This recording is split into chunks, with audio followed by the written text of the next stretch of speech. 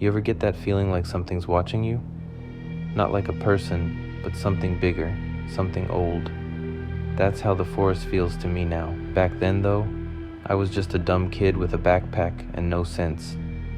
It all started with a bet. My cousin Jared, king of dares, dared me to go into Pine Hollow Forest at night. Bet you won't, he said, grinning like I'd chicken out. I didn't, obviously, couldn't let him win. So, there I was, standing at the edge of the woods at 10 p.m. with a barely working flashlight and a heart pounding louder than it should have. The plan was simple: walk the trail for 15 minutes, then come back. Easy, right? Yeah, no.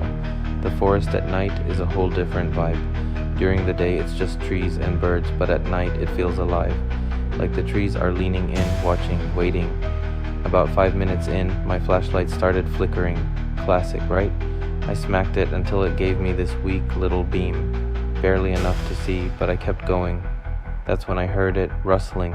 At first I thought it was just leaves, but there was no wind, and the sound wasn't random. It had a rhythm, like footsteps. Heavy ones. I froze.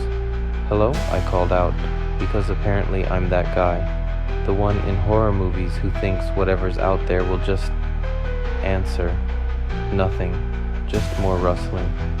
I told myself it was a deer or something, but then the footsteps stopped, and the forest went dead quiet. No crickets, no owls, nothing, just me and my breathing, which suddenly sounded way too loud. And then there was this smell, faint at first like wet dirt, but it got stronger. Rot. Like something had been sitting there decaying for weeks.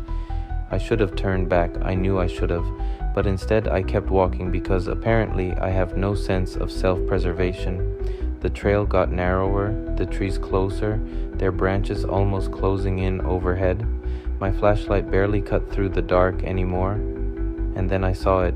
There was a clearing up ahead, and in the middle of it, this, thing.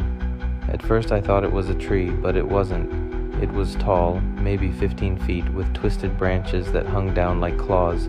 The bark was wrong too, black and weirdly shiny. I don't know why, but I got closer. Something about it felt off, like it didn't belong. Or maybe I didn't. The smell of rot was so strong now, it made my stomach turn. And then it moved. I swear the thing moved.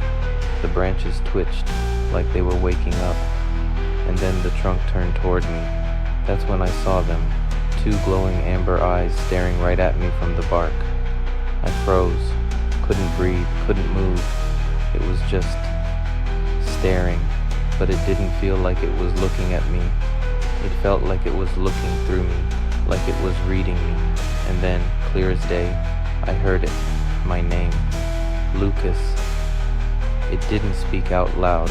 It was in my head, a voice deep, cold, and ancient. I don't remember running, but I must have, because the next thing I knew, I was back at the edge of the forest, gasping for air. Jared was there, laughing his ass off. "Dude, what happened?" he asked. I couldn't answer. I don't go near Pine Hollow anymore. Not during the day, not at night, not ever. But sometimes when I'm lying in bed, I hear it again. That voice, and I swear the forest still knows my name.